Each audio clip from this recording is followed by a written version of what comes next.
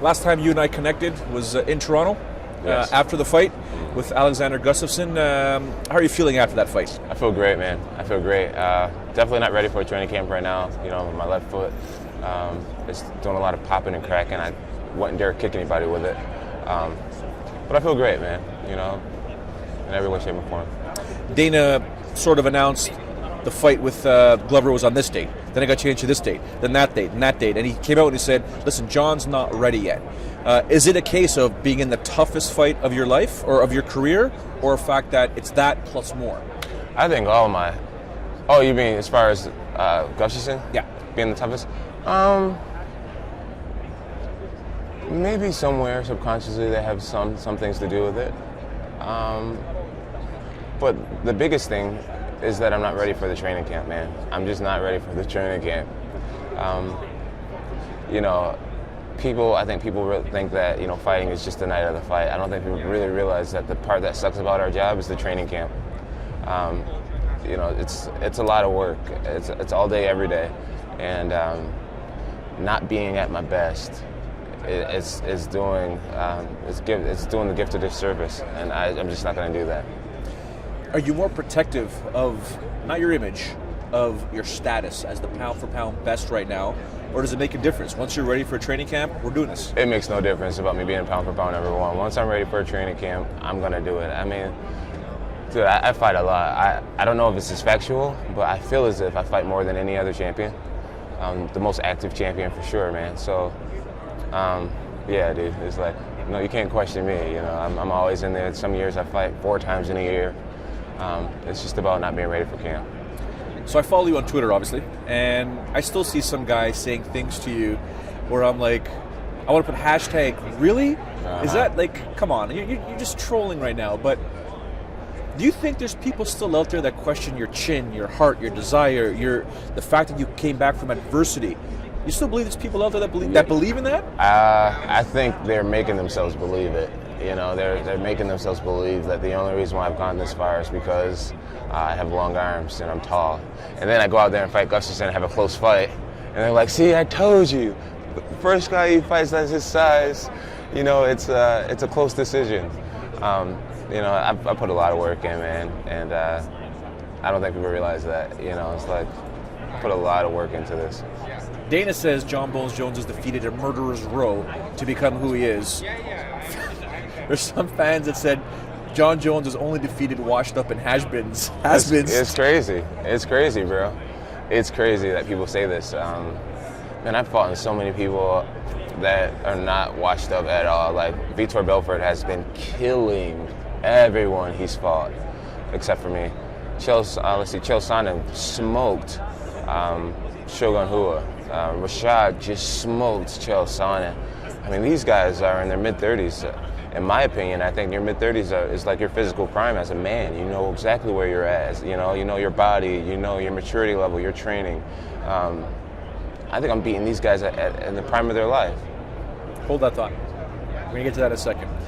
Glover Teixeira is next. Any date that you have that you'd like to come back and take on the Brazilian? Maybe late March, mid-March. What's your assessment of Glover? Glover, man, he's tough. He's tough. Anybody who's beaten 20 people in a row, it's going to be a good fight, you know? Short, stocky, super strong looking. I'm sure he has great knockout power. Solid jiu-jitsu game, solid takedowns. It's going to be a great challenge. Fighting guys like this elevates my game. You know, I always have an honest assessment of who I am and how I compete and what my opponent brings to the table. And I see what he brings to the table. He brings a lot. So it's going to make me elevate in many ways. And I'm excited for that. After you watched the Gustafsson fight, did you say rematch or did you say, no, I beat him, let him earn his rematch? I was saying rematch. And then I watched the fight like 5 more times and I was like, dude, no rematch. I won. It was ugly, but I won. You know, I won rounds 2. I won rounds 4 and 5. You can't question it. You know, you can't question it. Round 2, I decisively won. 4, I almost had him knocked out. 5, I almost had him knocked out. You know, so, and he even took him down in the 5th round. We were 1 for 1 with the takedowns. I feel like my aggression was way better. I controlled the ring the whole time. cutting him off, making him move around and stuff like that. I took on control. We were 1-for-1 with takedowns. If you want to bring up the fact that he defended so many takedowns, I was still going for takedowns, which is me being the aggressor.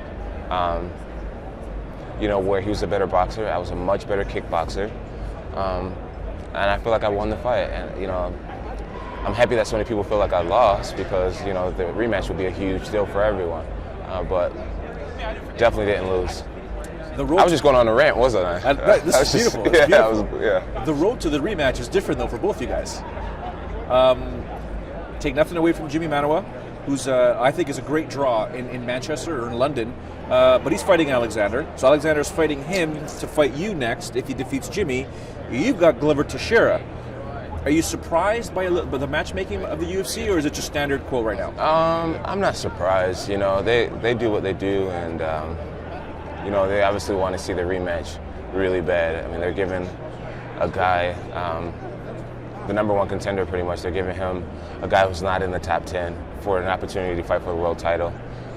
I think it's crazy, but Dana came out and said recently that it makes me look afraid or whatnot, and it's like I was just stating what was clear cut. I think sometimes people don't say what's on their mind or whatnot, or not state the obvious, and then out of fear from backlash or something. I don't know. It's like, dude, you can't call me out for being afraid. Look at what I've fought in the past already. It's like, I'm not afraid, I'm not worried, I'm just stating the obvious. I'm fighting Teixeira, who could be even tougher than Alexander Gustafsson.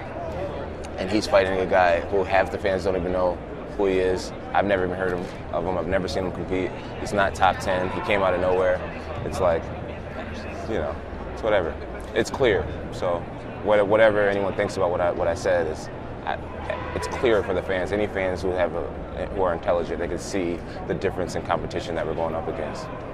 2 final questions. First one, I predicted a long time ago Jon Jones would one day become a heavyweight as soon as the body fills in and the weight cutting gets not difficult, but it's like I don't have to weight cut. I can beat the best guys in the world, and being the heavyweight champion of the world, it's a lot different than being the light heavyweight champion of the world. Oh yeah. Is that a road or a path you decide to take one day? Yeah, I definitely plan on going heavyweight. I don't know when it's going to happen, but I'm definitely planning on going heavyweight. I would like to go to the heavyweight division, maybe in a super fight, and test the waters a little bit. But it's inevitable. It's going to happen. You think it'll be Cain? I would love to fight Cain, man. Cain's he only weighs 240, 245, and I compete against guys a lot bigger than that all the time. He's well-rounded. I just think if you thought Gustafsson fight was interesting, me and Cain, with more muscle and stuff like this, I think it can be super fun to watch. And I have nothing against Cain. I respect him a lot. I've actually hung out with him a few times.